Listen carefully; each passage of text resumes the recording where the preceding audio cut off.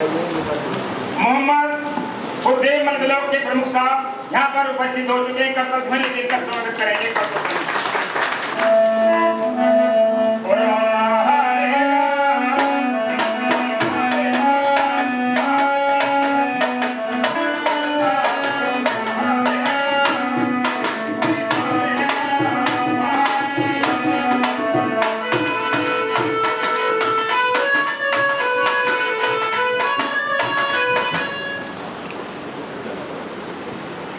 मोहम्मदपुर देवबल के ब्लॉक प्रमुख जी हमारे साथ हैं और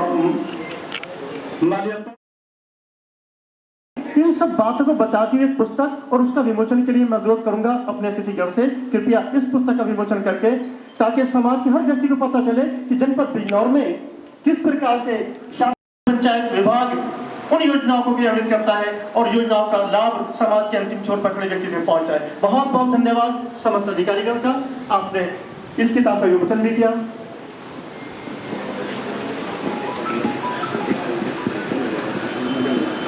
मैं अनुरोध करूंगा श्री अमरीश जी से कि नरेगा का एक संक्षिप्त परिचय यहाँ पे मंच पे आके प्रस्तुत करें। श्री अमरीश जी।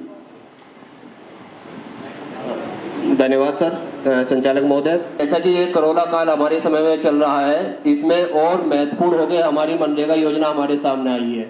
आज की तारीख में हमें कहने में कोई संकोच नहीं और गर्व भी होता है कि अगर रोजगार का सबसे बड़ा माध्यम कोई ग्रामीण क्षेत्र में बनी है तो वो मनरेगा योजना है, और जिसका संचालन और सारा का सारा दायित्व यहाँ बैठे हुए हमारे टीए साहबों के कंधे पर ही है, जिन्होंने बहुत बेहतर तरीके से इस योजना को संचालित किया।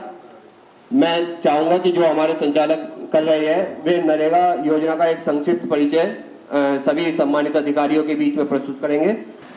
हम आपको ये भी बताना चाहेंगे कि हमारे यहाँ नरेगा के अंतर्गत 4 मूल रूप से श्रेणियों में करीब 261 काम संचालित किए जा सकते हैं, लेकिन ये अभी हमारी जानकारी का अभाव कही है या अभी हम लोग उस स्तर पर नहीं पहुंचे।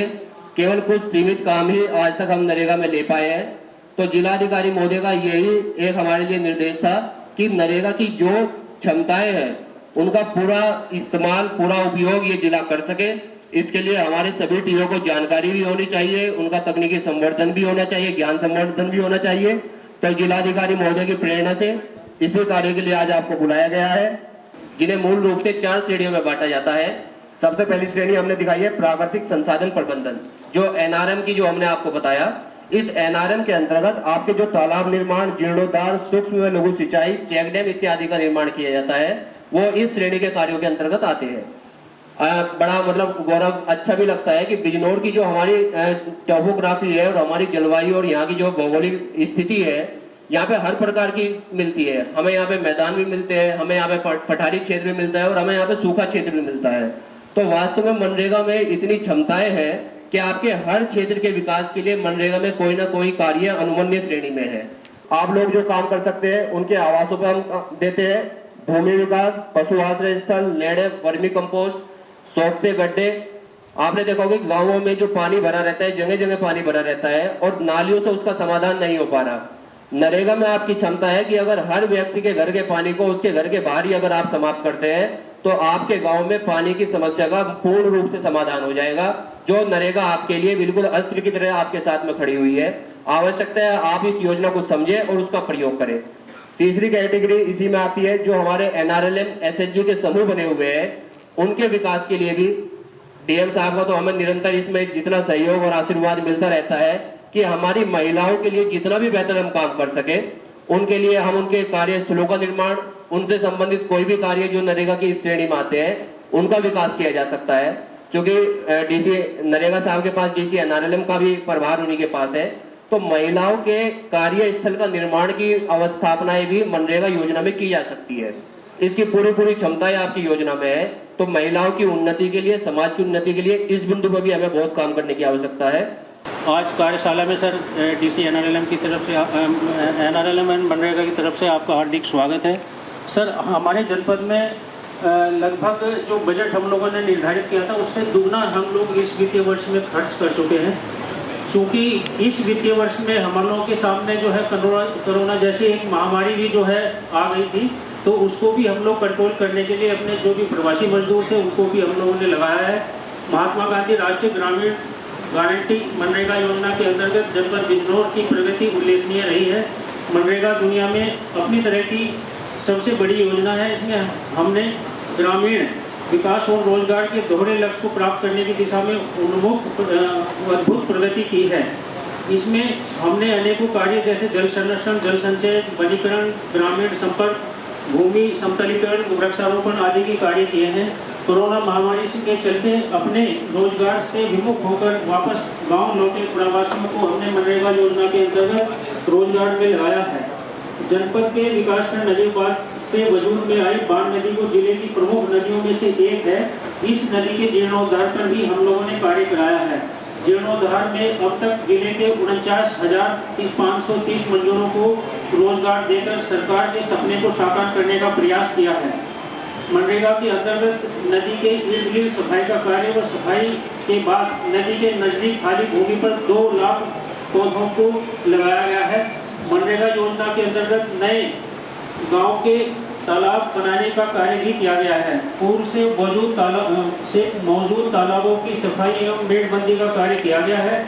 जल संरक्षण को मुख्य लक्ष्य के रूप में कार्य दिया जा रहा है। इसके अंतर्गत शोक पिट एवं रिचार्ज पिट बनाए गए हैं।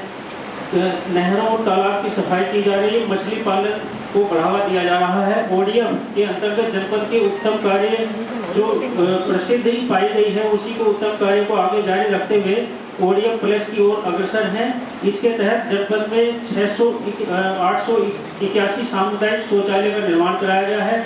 ये मनरेगा से कन्वर्जेंस करके सर हम लोगों ने बनवाया है। खाली स्थानों पर खाद के गड्ढे बनाए जाने का सर प्रत्येक गांव पंचायत में 50-50 का लक्ष्य हम लोगों ने मनरेगा से बनाने का दिया है, जिससे कि गांव के इधर उधर जो गोबर या मलमूत्र पशुओं का रहता है, उससे तरह तरह की गंदगी और बीमारी होने की आशंका रहती है। तो हर गांव पंचायत में लगभग 50-50 खाद के गड्ढे आप तैयार करें तो हमारा जो ओडीएफ पुलिस का कार्य है वो भी पूर्ण होगा। हम लोग आगे अपना कदम बढ़ाएंगे। धन्यवाद। जय हिंद।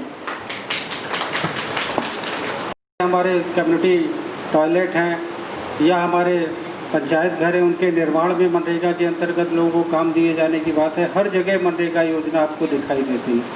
जितना हमारा ग्रामीण भारत है वो पूरी की पूरी तरह से मनरेगा योजना से आच्छादित है। सरकार की प्रायोरिटी है लोगों को गांव में रोजगार की उपलब्धता होना। बरसात या इस सीजन में ये माना गया था कि पानी की वजह से तालाब या इस चक्रोट में इसमें कोई विशेष कार्य नहीं हो सकते हैं, तो ये मानते हुए व्यक्तिगत लाभार्थी परक योजनाओं के लिए जोर दिया गया कि कैटल सेट का निर्माण हो, सोक पिट का निर्माण हो, आदमी अपने घर में खाद के गड्ढे बना सकता है, पोषण वाटिका बना सकता है, कई तरीके कार्य किए जा सकते हैं। आपके यहाँ जो हैंडपम्प सरकारी लगे हुए हैं उनमें आप सोक पिट का निर्माण कराइए।